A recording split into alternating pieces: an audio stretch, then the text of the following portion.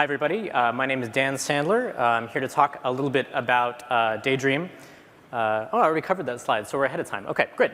I'm on the System UI team, which is part of the Android platform team, which is what exactly? It's typically made up of two pieces underneath the hood. And if you haven't built your own ROM, because you don't live in a cabin in the woods, you may not be familiar with these. One of them is the launcher. You've probably seen that. And the other one is everything else. So System UI covers basically the launcher plus all the other pixels on the display that don't belong to the app. Notifications, navigation, gestures. I see we have an obsolete screenshot here. I'll put that away. Thank you very much. In Android 4.2, we brought in something called Daydream as part of the System UI. It's a screensaver, essentially. So why did we bring this in Android? So to understand where this feature comes from, you have to go back, set the Wayback Machine to 2009 and the Motorola Droid, or Milestone, depending on your locale. It's a great little device, built like a tank. I remember when I thought this was a huge phone. This was, we're really excited to launch this with a number of really cool accessories. This is the first time we had done this with a Google-involved Android phone. We had the desk dock, or the multimedia station. We had the car dock. We did not ship that one. But what all of these have in common is that they invoked a dock mode in the platform, which was new to Eclair.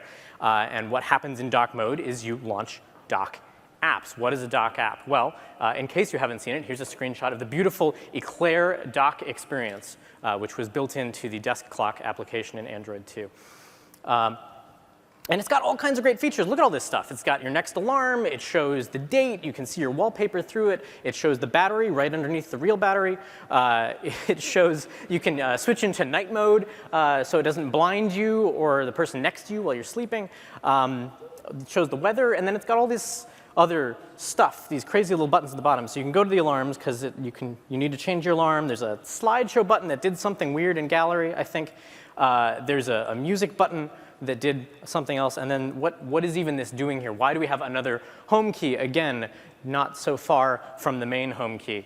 Well, we decided that if your phone was in a dock, that the most important button on the device should take you back to that dock app experience so it's really convenient to you. But then you needed a way to actually get home, so we added this whole rigmarole. What a mess. But, oh, and I should mention, we discovered when we were building this that if you show this great glanceable information on a dock for hours at a time, say while you're sleeping or while you're at work, it can actually burn into the LCD or the OLED screen. How very 1990s, right? So we had to implement a screen saver into the dock application, and every other dock application would have to do the same thing. We toned it down a little bit in Honeycomb and ICS, but dock apps have basically been the same since then. Most of the code inside it is not dedicated to showing the time. That's not all that hard. Most of the code in there is to give you a way to get back to the launcher, to handle the screensaver timeout, to track the power status of the device. There's a whole bunch of fussy wake lock stuff you have to do to be a really well-behaved dock application. But the basic idea was kind of interesting, right? Dock apps are like bow ties. They're cool, right? You have this customized user experience for a particular situation. I've set my device in this little box that is going to make it do something different. It's very easy for me to just drop it into that dock and get a cool experience full of this glanceable sort of ambient information that is otherwise not appropriate to show on your device because you want to save power and it's not plugged in, so you turn the screen off. But dock apps were pretty annoying, too. We had to do this whole home key capture thing. We got a bunch of feedback from users that it was confusing, that they couldn't go home when the device was in a dock, or that they had to figure out and learn whether to actually support that. And it required you to shell out $50 for a special piece of hardware just to have the privilege of being able to use this dock application. Or like my friend Jeff in the Cambridge office, you could build your own. This would be back to the cabin in the woods department. It has some nice features. He put in a little NFC button so that it would launch his favorite application when he put his Nexus S in there. It sunk into the charger at the bottom, went with any decor. It was very nice. But the developer experience for this was awful too, right? Not just confusing for users, but as a developer, now you have to decide, OK, am I going to take over the home key or am I not, right? If I do, then, or I'll go in order here. If you don't take over the home key, then there's no easy way for the user to get back to your application. So you've got to like do an ongoing notification, which is gross for other reasons. By the way, I'm also the notifications guy, so I don't like those ongoings. And then if you do decide to take over the home key, then now you need to allocate space in your UI for a launcher button, which if you're trying to create like a really delightful experience is not the first thing you want to do. So as a developer, then you have to deal with this whole issue of wake lock. So if you put your device in the dock, it goes on the charger. If you want to have a nice dock app, it's got to keep the screen on. So you've got to hold a wake lock. But now you have to watch and see if the device is removed from the dock and remove the wake lock and all this kind of stuff. And then you've got to deal with the whole screensaver thing. So you've got to implement your own idle timer, which means you've got to duplicate the idle timer functionality in the system. It's a mess. We wanted to do something better for developers. We want to do something better for users. That's where Daydream comes from. We kind of introduced it quietly along with Android 4.2 last fall. There was a blog post about it late in the winter to sort of describe it. We haven't really talked a lot about it, but that's what I'm here to do today. Features of the Daydream APIs, they should be really easy for developers to write. It should be like a fun afternoon project for you to sit down, take existing pieces of your app's UI or build something completely new from scratch and have something running very quickly. They need to be launched automatically for the user, just like dock apps did, so it's really easy to get into this feature. We want to offer the full API available to Android applications. Any way you want to draw, any way you want to interact with the user, Daydreams should allow you to do it. And we wanted to give you a whole bunch of other stuff from the platform to make just writing this whole thing a lot simpler. So Daydream is a feature that the user will encounter when? Well docked, we talked about that. If the user drops the device into one of these things, Daydream will start automatically if this little button is ticked. The second option allows you to make Daydream more like a screensaver. So anytime it's plugged into something that will charge it, your device will idle out. Instead of into a screen that is off, it will idle out into Daydream. So Daydream basically replaces the screen off when the device is charging if you have that second button ticked. And then the third radio button will allow you to cover both cases. The default for Android 4.2 is just while docked so that people aren't surprised by this new behavior. But this is where you would go to, actually, this is inside Settings and Display, to change the way that Daydream starts up. Daydream will not, however, automatically start if something is holding a wake lock. So if something else, some other app is keeping the screen on, Daydream isn't going to automatically turn on after an idle timeout, which again, I told you, Daydream is supposed to replace screen off. So this sort of works, right? This follows those rules. It also works really well because apps that hold the screen on like that are sending us a really strong signal. They do not want to be obscured. The user is looking at this. Even though the user is not touching it, the user is not tickling that idle timeout, the app should continue to be visible by the user. So video playback is the canonical example. Other dock or kiosk apps, sort of bespoke experiences where the user might not be interacting with it for a while, but it needs to keep that screen on and not obscured. Again, they hold a wake lock, Daydream won't trigger. And then finally, games. Most games you're interacting with, so it's not a problem. But if there were some kind of game where you were going to stare at it for a very long time, maybe it's an eye tracking game, I don't know. If you hold a wake lock, Daydream isn't going to start on top of it. So I said that Daydream should be easy to write. This is essentially the core of the implementation right here. Step 1, extend Dream service. Step 2, go nuts, do whatever you want.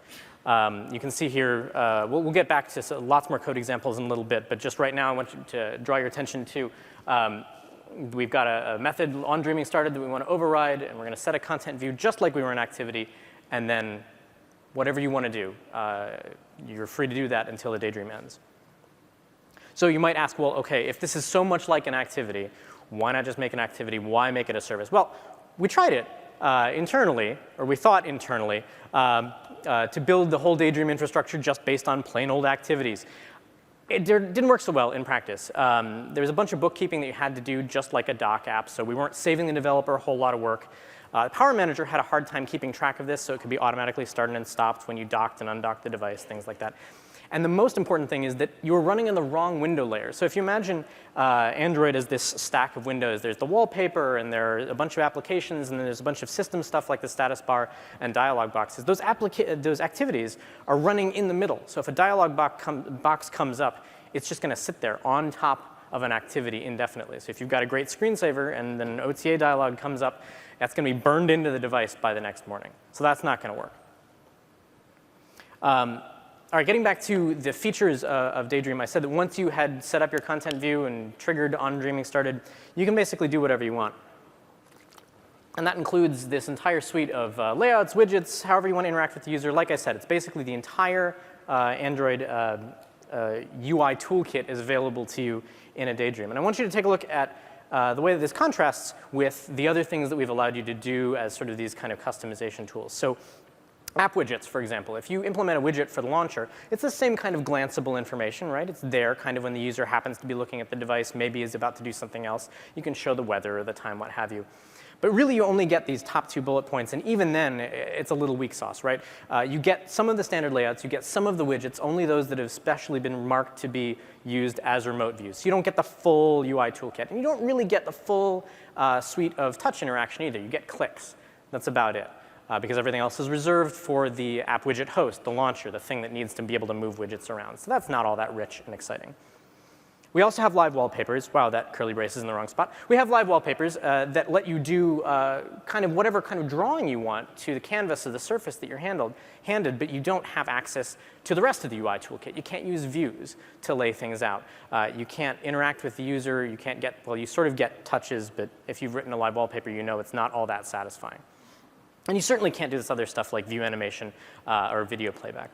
So Daydream lets you do all of this. Daydream has access to the complete UI toolkit, so you can build really kind of whatever you want. There's some other freebies. I told you get free stuff from the platform when you implement a Daydream.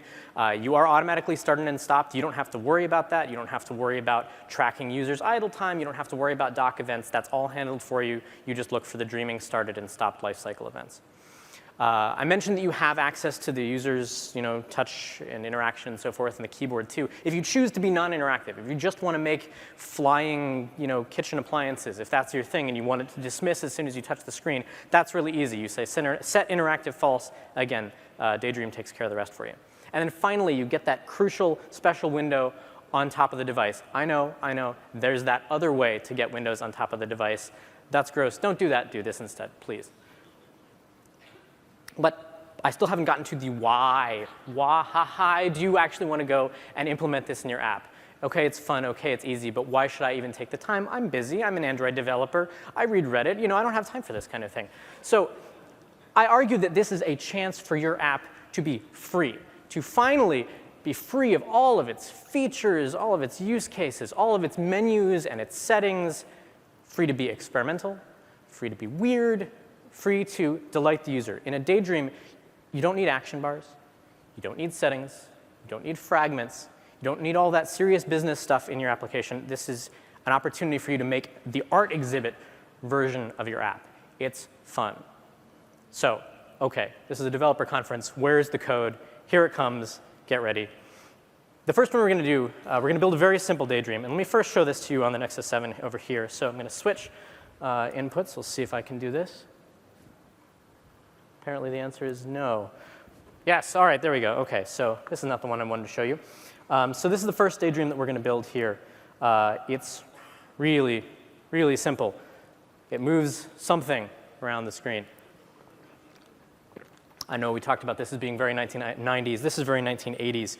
But it's an important building block, right? Anytime you build something even more sophisticated, you're probably going to have some error state or some message that you need to move around the screen.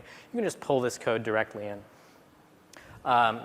So back over here on the slides, the implementation starts like this.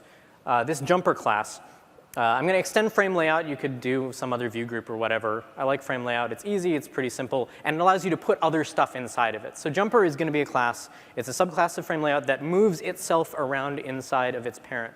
And whatever you want to put inside of it, like a picture of Diane's cat or an error message or a fortune cookie or what have you, it doesn't care.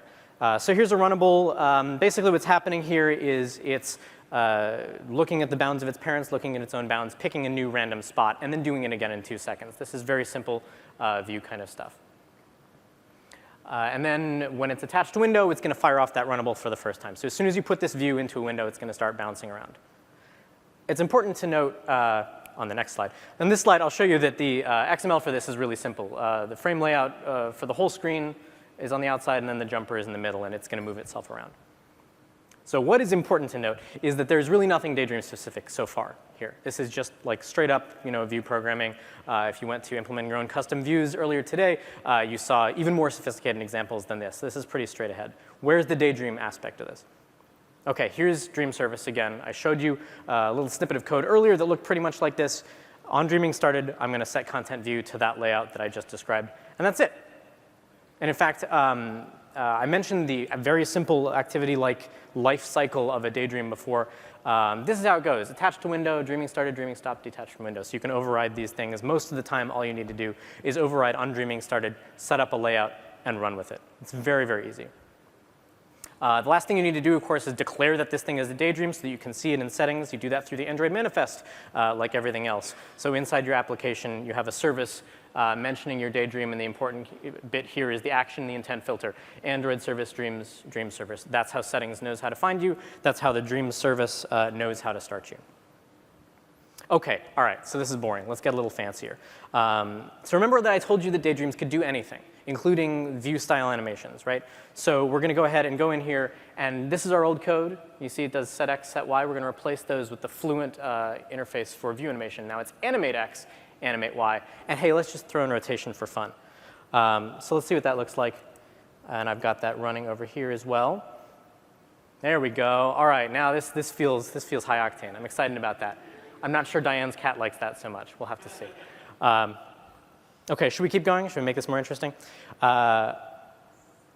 Let's see here. I'm going to show you this third jumper example here. So this is the same kind of thing. It's just moving itself around with a slightly different kind of rotation pattern. But remember that I told you that the way that we implemented this is that you drop a jumper view into anything, and it will move itself around in its parent. What that means is that we can go and just throw more of these in. Like, you want this to be more sophisticated. Let's see if we can tempt the demo gods here. Maybe they've had their fill. And oh, you're not seeing this on the other monitor. All right, move our code over there. You can't see that. I can't see that either. What we're going to do here is I'm going to add some extra stuff here. So let's see. Wow, I really need a larger font to do this on the monitors down there. We're going to add some extra views here. I'm going to copy this one, make another one, add a whole bunch. Doesn't matter. Let's see here. Ta-da. And then I'm going to get some more of these too. So again, the nice thing about implementing this all as basic view stuff is that anything that works in an activity will work in a Daydream. So we're going to go ahead and see if we can run this. Did I get any compile errors? No, believe it or not.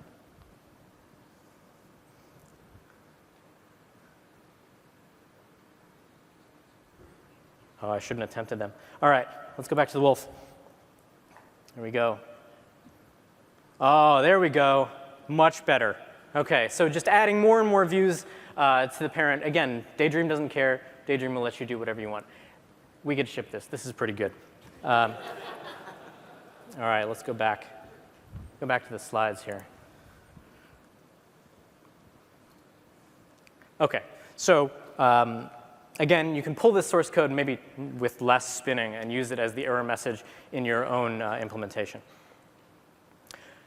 So that's a couple of canned animations in a row. Now let's move on to continuous animation. So often instead of doing something periodically, you actually want something moving all the time in your Daydream. There are lots of ways to do this. I'm going to show you one such. And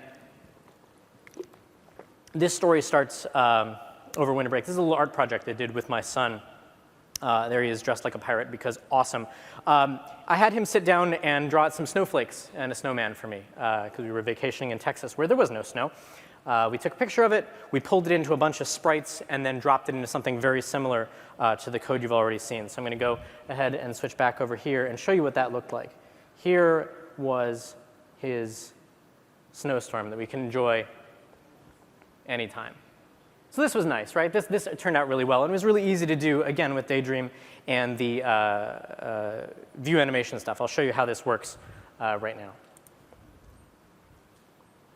So rather than implementing a view that moved itself around in its parent, now we're going to implement this as a layout that animates all of its children. You can throw whatever you want into this container, and it's going to start falling like snowflakes.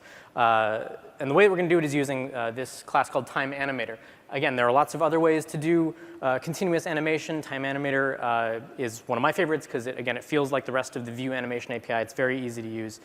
You start it and stop it whenever you want, and then you implement this time listener interface, and you're good to go. So snowy day, attached to window starts the animator, detached from window stops the animator. Pretty straightforward stuff. So what happens in the animator? But first, I have to show you what happens when you add a view. So I told you anything you throw in here gets turned into a snowflake. Now, if you were doing this for real, you might have like a very sophisticated physics engine going on here. I didn't have that. So instead, I created a little struct that holds some basic velocity information, and I stuffed it into the view tag. So you see right there that v.setTag. This saves me the trouble of having to create a separate model of all the objects. As soon as a view comes in, stick some stuff in the view tag, and we can animate it later. Here it is, on time update. This is the thing that gets called back from Time Animator every time choreographer wants an animation frame. So basically, a v-synced, buttery smooth animation callback loop. And so here, essentially, I'm going through every single one of the children, pulling that tag back out, getting the velocities out, incrementing the view, nudging it along in its simulation, and then putting it back where it belongs. There's a little bit of code here that I've taken out on the slide that allows the snowflakes to wrap around from the bottom to the top and the sides. And then finally, there's always that Daydream part at the end, because everything else that we've seen before, you can put in any application. Here's the Dream service bit. Load a bunch of snowflakes. Set the content view. Again, this is what you do to set up a Daydream. And then there's one last trick I want to show you here, kind of unrelated to Daydream, but it's a great little trick. Remember that we had all those sprites implemented as, drawn as white snowflakes on a black background. Well, I don't actually want those black rectangles floating on top of each other. I want to be able to see the snowflakes through one another. Here, we're going to work out the HDMI switcher here. There you go. So how are we going to do that? We're going to do that with an Xfer mode on the paint assigned to a hardware layer. Here's how it works. We create the PorterDuff Xfer mode screen, which will create that exact compositing appearance that we want. And then for each one of these views, as we add it, we give it a hardware layer, use that paint, and then put it into the parent. Voila, you get snowflakes. OK, so what else can you do with Daydream? So the first thing is, we talked a little bit earlier about whether it's interactive or not. So if you decide that you actually want the user to be able to interact with the Daydream, because the default is you touch it, it goes away. Again, flying kitchen appliances. If you want it to be interactive, you run this one method call, and suddenly you have, again, full touch input to your Daydream. This allows you to do all kinds of great things, like the default Daydream photo table that's part of Android 4.2. Hopefully you've seen this. This is a great way to show off, a bunch of vacation photos or your recent G+ photos or so forth. It throws them all out as if they were, photographs scattered on a table. But there's this great ability that if you see one that you want to look at, you don't have to suffer with it being obscured by other things. You can move them out of the way and pull them forward. Right? This is a great thing to have in a screensaver. It can be a great thing that does its own thing when you're not paying attention. But if you're interested, you want to drill in, you want to experience what's going on there, you can touch it. And in fact, more than one person can be interacting with it at a time, right? We get the full multi-touch API of Android. So this is a great thing to have in the API. Something else you want to do is give that Daydream a setting. Daydreams love settings. This is what binds an activity to this little settings button inside the Daydream portion of the settings app. And the way that you do that is you, in your manifest, again, you add this little bit of metadata. It's very much like the metadata for a live wallpaper, if you've done that, that points to an XML file where you can point to that activity. Not every Daydream will need it. Some are just art projects. But if you have configurable settings, you want to make the hours bold or not bold, if you're into that kind of thing, this might be a great opportunity to do that. Another pro tip for developing Daydreams is to actually use activity. Since the API is so similar, since the lifecycle is so similar, it's very easy to share a ton of code between a Daydream and an activity, which allows you to really to hook it up to your IDE for testing. So again, we'll look at this same block of code we've seen over and over in this talk. You should be able to write it by heart now. There's the activity version. So these are pretty close, right? Dreaming started on start, dream service activity. And again, you can wire that up to run in your favorite IDE so that it's very easy to go straight to testing. And then debugging and so forth. If you factor out your Daydream code, you can keep your activity and Dream service subclasses short, and then all of the stuff related to your animation and your experience just goes in one place. Another thing to do is port your live wallpaper. If you have one, there's no reason not to go and apply it to the Daydream API, especially if you're just drawing it into a canvas. If you're doing fancy OpenGL stuff, it's a little more complicated, and we'll come to that in a second. I can quickly show you by now. Well, that's an early implementation. Thank you, Baron. This is the actual implementation. By now is an old screensaver from BOS, if you remember that. It's very simple, and the first implementation was live wallpaper because that's all we had. But implementing it as Daydream was actually really trivial. Again, on Dreaming started, we set up everything. And in fact, this view, you'll notice I just say new view. The view doesn't do anything. It's not even a very special view, but all of the logic was built into a drawable. So the by now drawable is set as the background drawable of the view, and then we have a callback to make sure that the background drawable is invalidated every now and again. It's really easy. I mentioned a little bit about OpenGL. If you want to use OpenGL in a Daydream, you want to move to texture view. If you're using GL surface view, you may have noticed that it's pretty janky getting that set up, particularly with window transitions. Texture view, Romain has told me that texture view is the way to go. Please do not argue with Romain on this. You have to assume that he's right on it. So if you go to AOSP, you can get the source code to the colors Daydream, which is a great example not only of using texture view, but OpenGL ES2 in a Daydream. The last thing I want to share with you is that you can prevent Daydreams from running on top of your app. So I mentioned at the top of the talk, video players, games, kiosk things might not want Daydreams to run on top of them. And the way that you do that is you just keep the screen on. And Daydream's not going to mess with you. And there are lots of ways to keep the screen on, all the way up to managing your own wake lock, which I only recommend for no one. So last, I want to show you a little magic trick. I want to give you a clock Daydream in 0 lines of code. Almost 0 lines of code. For very large values of 0. But the only code that we're going to need is the same block of code, again, that we've seen over and over in this talk. I added a couple extra bits here, set full screen, set screen bright. Those are just wrappers around basic calls on view. Those are put on a Dream service for your convenience. You don't need to use them. And then in this implementation, I'm going to set content view to my full screen clock, and that's it. I'm done. So what is this clock XML, this magic clock? Are you ready for it? Here it is. I'm just going to use a widget that already exists. So text clock is part of the Android widget toolkit. It shows a clock. It updates on its own. I don't have to do anything. 0 lines of code. And it works. Looks just like that. Hang on. The colon needs to blink. I know it's scope creep. This is what happens. I'm sure you all know. And I said no code. So how are we going to do it? Any guesses? No? What is that? I showed this to Romain, and he facepalmed. He said, you're going to show those guys that? So there's this little undocumented tag in the layout system called blink, which makes any view inside of it blink on and off once a second. And it works. No code. So.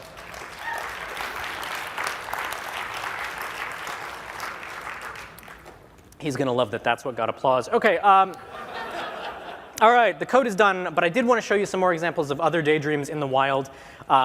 First, there's Google Currents, which was we worked with the Currents team to build this out based on their UI. And we were really happy with how this came out. It was very currency. It was very rich, lots of great stuff to look at. A few things I want to draw your attention to. One, it's interesting and not distracting. So it's always moving, but it's always moving slowly. So there's constantly something new to be interested in, to look at if you happen to be looking, but it's never going to like draw your eye out of the corner of the room. It's coming direct from Currents. They're fresh database of new content, so it's never stale. And it's also interactive. So if you tap on a story, it'll actually bring up a full screen view. Again, still within the Daydream. A full screen view of that story where you can read a little more about it. And from there, you can either go back to the river of news, or you can drill in all the way, exit Daydream, and go straight into Currents. We'll see another example of that in a bit. It's super powerful.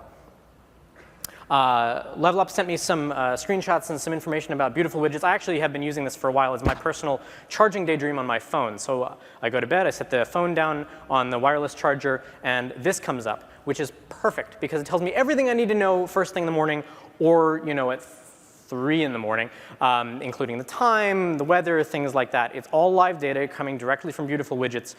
They've got these great visual effects that would not be possible in widgets, in like launcher widgets for the weather, clouds moving past, twinkling stars at night. It's very beautiful. In fact, the UI is one that wouldn't really work as the front door for an app. It's much more artistic, much more free form. It's perfect for Daydream. It feels just right in this context. They also give you some system status information at the bottom. I will point out that if you're interested in that, you can also show the system UI in what we call lights out mode, or view.systemUI flag low profile, which is a way of causing the navigation icons to dim out and your notification stuff to dim out, showing only the battery and the clock in a lower profile way in the corner. So the user still has access to that battery information, and you don't have to do it yourself. But you can if you want to. Finally, Flipboard was kind enough to send along a screenshot. Flipboard always looks great. These gently moving full-color photographs and stories. And they sent this statistic that I really wanted to share with you, and they were kind enough to let me share with you. Nearly 50% of Daydream sessions, almost half the time that people were running Flipboard into Daydream, ended with a launch of Flipboard, the app. People see the Daydream, see a story they're interested in, and go and read more about it. This is a massive, massive way to drive engagement with your app. If you have a great Daydream, it is going to draw people into your full app experience. This is outstanding, outstanding news. I get chills in the back of my neck just thinking about it. It's awesome. So let's wrap this up because I do want to take some questions. Daydream is supposed to be really easy for you to write. Very simple, similar to Activity, very simple to get off the ground. You get lots of great stuff for free, so you don't have to think about all that stuff. And you can use any drawing API, any UI toolkit on Android that you like. It's supposed to provide this delightful, glanceable information to draw the user into your app, or just to sort of look great on a bedside table, or on a coffee table, or on your desk at work. And it's a chance for your app to have fun. It's a chance for you to break out of the serious business of all of your action bars and your list views and more list views and more list views. And finally, Daydream, it's there for any user, whether you have a fancy dock or a fancy charger or just one of these. Every user with Android 4.2 can use Daydream. I want to briefly thank a ton of people who have been involved in this feature, and particularly helping out with Daydream, in particular Jeff, Rachel, Tom, John, and Chris, who did the implementation and the design for this feature. Thanks to those guys.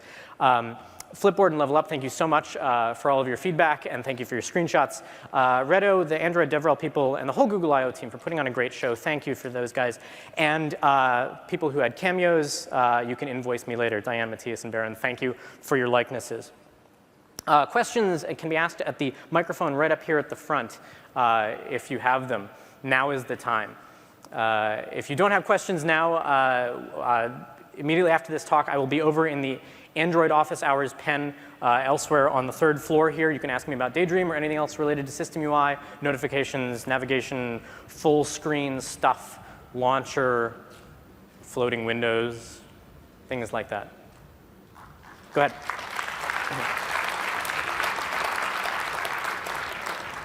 Hi, is there any support for loaders for fragments in Daydream? Thank you for asking fragments up front. No, we haven't worked out a really good way to integrate this with fragments yet because the life cycle of fragments is so peculiar. It was really opposed to the simplicity for Daydream. So Daydream had to be like one method, override it, and you're ready to go. Putting fragments into that hasn't worked for us so far. Quality patches accepted to the AOSP crowd. Okay, and loaders, cursor loaders? You know, I don't know if you've had specific problems. I mean, we don't have any of the stuff that's in Activity to help you manage that stuff automatically, so you'll have to do it yourself. If there are specific things that you'd like to see, again, that feedback is welcome. Okay, thank you. Thank you. Hi, question about the Play Store. There is a section for widgets and for wallpaper. Is it planned to have a section for Daydream? I can't comment on plans, but that's a nice idea. Okay, thank you. Well, I missed the beginnings. Maybe you already answered this. But basically, I'm wondering, like, let's say there are more apps that have Daydream. Like, how do they get chosen? The user picks which one is the dreamer, or? Yeah, here, let's go back over to the tablet. So this is actually in system settings. So go up here, quick settings. Oh, that's so convenient. Go into display. Underneath Daydream, you get a choice here of all the Daydreams available on the system, and you can select one. You can either run it there to test it out, or you can set it up, choose when you Daydream and things like that, and then just let it turn on automatically. Currently, there's no other way for anything else to change which Daydream you have right now. That's a secure setting. That choice belongs to the user and not to an app, but you can always direct users to this activity. All right, thank you. Hey, well, Daydream's running in the Daydream service. The apps running in the Daydream service have access to some of the voice recognition and voice commands that we saw earlier today, so you can talk to your device while it's in Daydream. I have no idea. That's a great idea. I don't know. I'd have to check on that. Okay, thanks. I think I just had a follow-up on that discovery questions that have been asked. And it sounds like, do you have guidance on how developers should encourage or make users aware that there's a Daydream feature for their app? I don't right now. So we're still kind of working on that. Having a different organization in the Play Store would certainly help, but it's not necessary. I think right now, Daydream is definitely being driven by people who already know about the feature and want to find apps that support it. Right. In terms of somebody who already likes your app and you want to encourage them to try out Daydream, our current sort of guidance on this is if you already have settings, to have a row there where you say set up Daydream, and then actually take you to this screen right out in settings. And there's an activity. There's an intent name for this particular activity that I can dig up. I don't have it memorized. Okay. And so you can direct people that way. Okay, thanks. Hi. Yes. One question. So can you use the external monitor in Daydream? Like, can you connect to a HDMI monitor or to get the... Right, yeah, so the secondary monitor API. So yes, you can do that, and then you can draw something different there, or you can draw the same thing. If you don't do anything in particular, if you're just mirroring the device, you'll see the Daydream in both places. Okay. But again, you can do whatever you want. So yes, you should be able to run the remote display API and draw something different on the HDMI monitor if that were important. Okay, thank you. Hi, I was wondering, can you take voice input from Daydream state? Yeah, I mean, yes. Well, it was asked earlier if some of the specific new voice recognition stuff would be enabled, and I see no reason why not. I honestly haven't tried a lot of those APIs with Daydream yet. I'll check into it. Maybe we'll have a blog post about it. One more. Hello, I was just curious on performance issues, like related to battery charging, if the screen's always on or something like that. Yeah, absolutely. So yes. Can you say you leave your phone overnight charging, so how long does it actually take to charge? It dilates the charge time. It doesn't make it so that you can't charge your phone overnight. And it varies based on what's going on. I mean, this is just like dock apps, right? So not only are you keeping the screen on, you're keeping the CPU on. You may be doing more or less work depending on the complexity of your animation. That's going to be something that each developer has to sit down and work out with their implementation. Somebody doing a blinking clock situation is probably not going to have to worry about it. They're basically just keeping the screen on. That's the lion's share of the computation. But if you have a full 3D live wallpaper, it might be a little different. Now, Daydream has some additional safeguards in there to make sure that you don't crater your device overnight. So if the battery level gets too low, Daydream will shut off, and the screen will go dark, and the device will be allowed to charge fully. So, and Daydream won't automatically start if you put the device into a dock if the charge is too low. So in that way, we won't ever, Daydream won't cause your device to wake up with zero charge, but it will cause charging to take longer. And that's just like any performance issue. Each developer is going to have to sit down and profile that and understand the dynamics. All right, cool, thank you. Thanks. Is there any consideration to make sort of link Daydream with your alarm set time? So say as you're close to waking up, the app that you're using to Daydream could change its actions when it knows you're about to wake up. That's a great idea. Okay. Go monetize that. Thank you all very much. I'll see you outside.